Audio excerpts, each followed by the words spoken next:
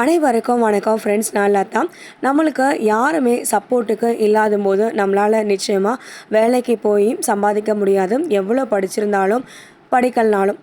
ஆனால் என்னோடய வாழ்க்கையில் நான் நினச்சது என்னென்னா, நம்ம 2 டிகிரி முடிச்சிருக்கோம். BSc maths Madras Christian college Amaran மூவியில் major Mukundan sir, Rebecca Varghese ma'am அந்த காலேஜில் நிறைய டைம் காலேஜில் படிக்கிற மாதிரி நிறைய சீன்ஸ் எல்லாமே பண்ணியிருப்பாங்க. நம்ம எல்லாருமே பார்த்துருப்போம். அந்த காலேஜ் தான் நான் பிஎஸ்சி மேக்ஸ் படித்தேன் ரெகுலரில். அதே மாதிரி எம்பிஏ ஹெச்ஆர் மெட்ராஸ் யூனிவர்சிட்டியில் படித்தேன். அதுவும் ரொம்ப ஃபேமஸான ஒரு இன்ஸ்டியூஷன் தான். ஸோ 2 ஃபேமஸ் இன்ஸ்டியூஷனில் நான் படித்தேன். எதிர்பாராத விதமாக என்னுடைய ஃபேமிலி லைஃபு, என்னோடய ஆஃப்டர் மேரேஜ்க்கு அப்புறம் என்னோடய குழந்தைய பார்த்துக்க யாருமே எனக்கு ஹெல்ப் பண்ணவே இல்லை.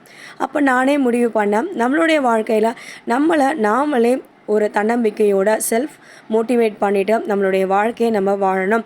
நம்மளால் வெளியில் வேலைக்குன்னு போய் சம்பாதிக்க முடியல, பிஸ்னஸ் பண்ணுறதுக்கு பணமும் இல்லை, குழந்தைய நாம் தான் பார்த்துக்கணும் அப்படின்ற ஒரு சுச்சுவேஷன் வரும்போது நம்மளால் என்ன பண்ண முடியும் அப்படின்றத நான் யோசித்தேன். என்னோடய குழந்தைக்கு 2.5 வயசு வரைக்கும் நான் கூடவே இருந்தேன். டே அண்ட் நைட்டு நான் குழந்தைய பார்த்துக்கிட்டேன். ஒரு 2.5 வயசுக்கு மேலே இனிமேல்ட்டும் நம்ம வருமானம் இல்லாமல் இருக்கக்கூடாது.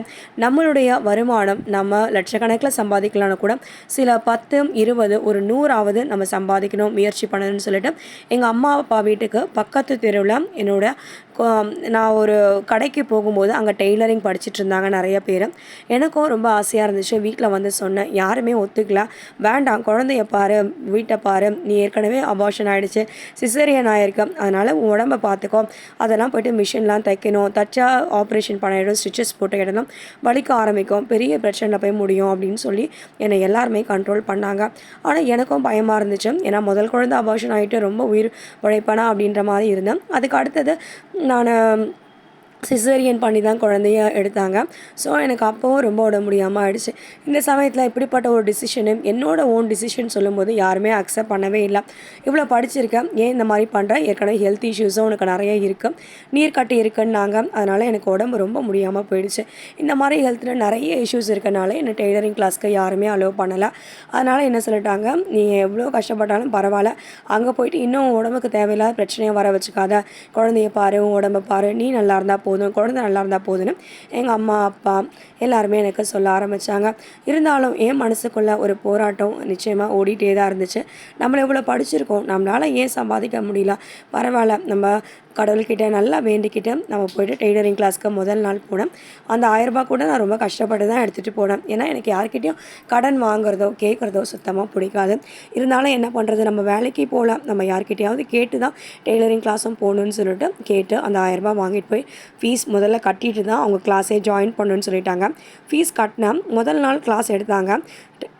பெடலிங் மிஷின் தான் கொடுத்தாங்க. பெடல் பண்ணும்போது எனக்கு பெடல் அந்த ஸ்டிச்சஸ் நேராக வரலாம், ரிவர்ஸில் வந்துருச்சு. அதனால் நூலெல்லாம் சுற்றிக்கிச்சு.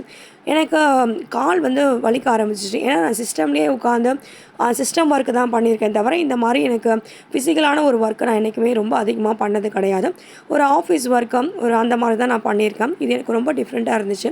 அப்போ எல்லோரும் சொன்ன மாதிரியே நிச்சயமாக நம்ம தோற்று தான் போக போகிறோம், அசிங்க தான் பட போகிறோம்னு நினச்சேன். முதல் நாள் தூங்கிட்டேன். குழந்தை கத்திகிட்டே இருந்துச்சு, குழந்தையும் பார்க்க முடியல.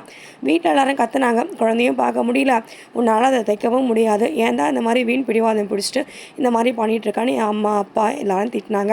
இருந்தாலும் நான் தொடர்ந்து கிளாஸ்க்கு போனேன். நிச்சயமாக நான் ஜெயிச்சிடுவேன், நான் கற்றுப்பேன். அதே மாதிரியே பல கஷ்டங்கள், அவமானங்கள், தோல்விகள் நிறையா மிஷினில் உட்காந்து எனக்கு தெரியாமல் நிறைய நாள் நான் அழுதும் இருக்கேன்.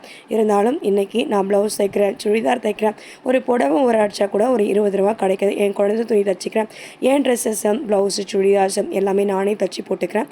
ஸோ இந்த வருமானம் அப்படின்றது இந்த நேரத்தில் எனக்கு பெரிய உதவியாக இருக்கும். இப்போ நான் ப்ளவுஸோட பேக் பார்ட் நான் தைச்சிருக்கேன். ஸோ நீங்களும் ஏதாவது வேலைக்கு இந்த மாதிரி டெய்லரிங் நிச்சயமாக கற்றுக்கோங்க. உங்கள் வாழ்க்கையில் பெரிய அளவுக்கு உதவி செய்யும். பாய்.